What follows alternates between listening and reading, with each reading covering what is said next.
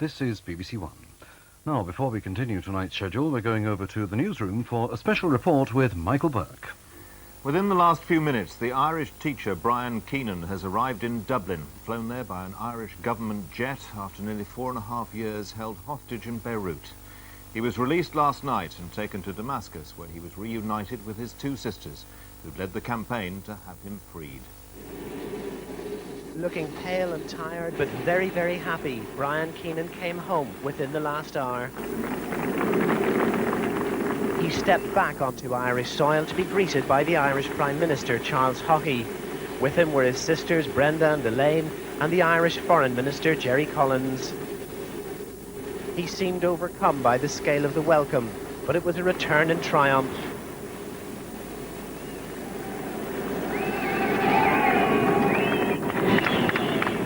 Hundreds of well-wishers crammed into the airport's viewing areas to welcome him home. Another wave of triumph and relief, and the joy of Brian Keenan and the sisters he's called his two pin-up girls still very, very evident. A few minutes later, he spoke at a news conference.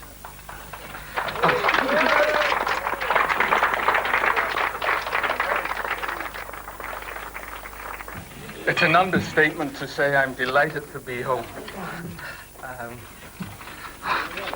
It's where the heart is, you know.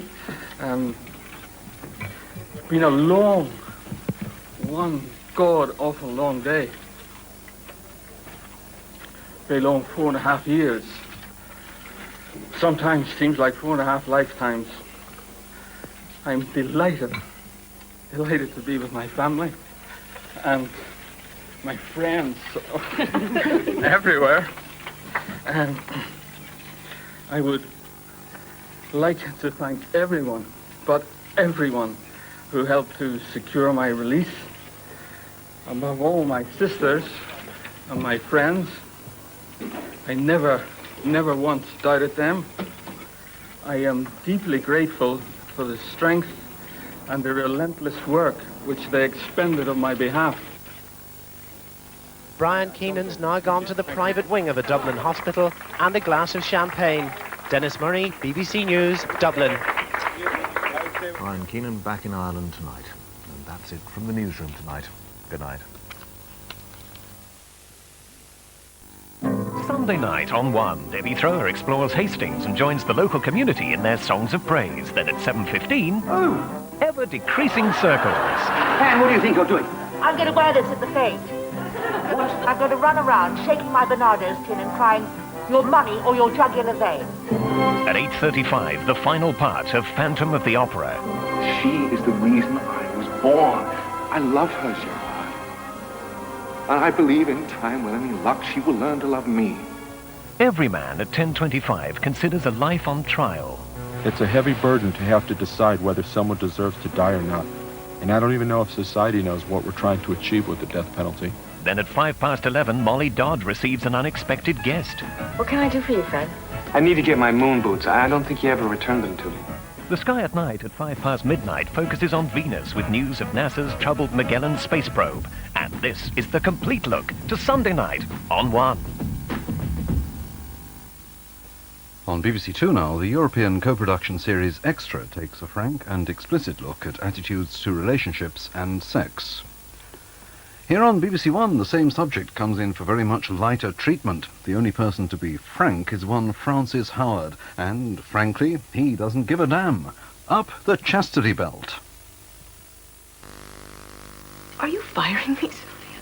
One thing I don't need is an employee with an attitude. Well, the point is now, Jill, that I need a job fast. Do you know what an escort service is? Cachet for the discriminating gentleman. Are you running what I think you're running? A business. A business that could get you 7 years in jail. You would ruin careers, the family lives of those men, powerful men. If you take Sydney Barrows down, then you're going to take every one of those men along with her. Mayflower Madam, the true story of Sydney Biddle Barrows. Tuesday at 9:30 on 1. The film on offer tomorrow night is the second part of Phantom of the Opera, completing the sad story of the masked composer living in self-imposed solitude beneath the Paris Opera House. That's tomorrow at 8:35. The Royal Albert Hall doesn't boast such a character as far as I know, but of course it does revel in the tradition established by Sir Henry Wood, the Proms. Tomorrow Yo-Yo Ma plays Dvorak's cello concerto in B minor with the BBC Symphony Orchestra, and that's followed by the Berlioz Te Deum, all under the baton of Gennady Rostchestvinsky. There are no seats left for this performance. The only tickets available are Promenade and Gallery, but of course it can be heard on Radio 3 starting at 7:30. A look at the weather now. Thundery showers affecting parts of the southeast, East Anglia, the Midlands and the Pennine region will slowly die out tonight, most areas becoming increasingly cloudy and misty with local fog patches by dawn. The far northwest will have periods of more persistent drizzle overnight. Many parts of the country will start cloudy tomorrow, but away from coastal districts this cloud should burn off during the morning to allow some hazy sunshine. There'll be a few scattered showers, mainly in central and southeast regions later. It'll be another hot and humid day in much of England and Wales, though some coastal districts will stay dull and foggy and consequently cooler. Western Scotland will also be a little cooler.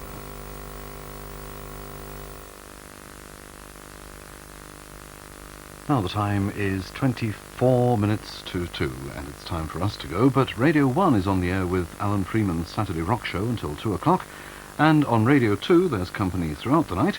At the moment it's Night Ride with Colin Berry. Thank you for joining us, and on behalf of everybody here in the BBC Television Centre, this is Malcolm Einan wishing you a very good night.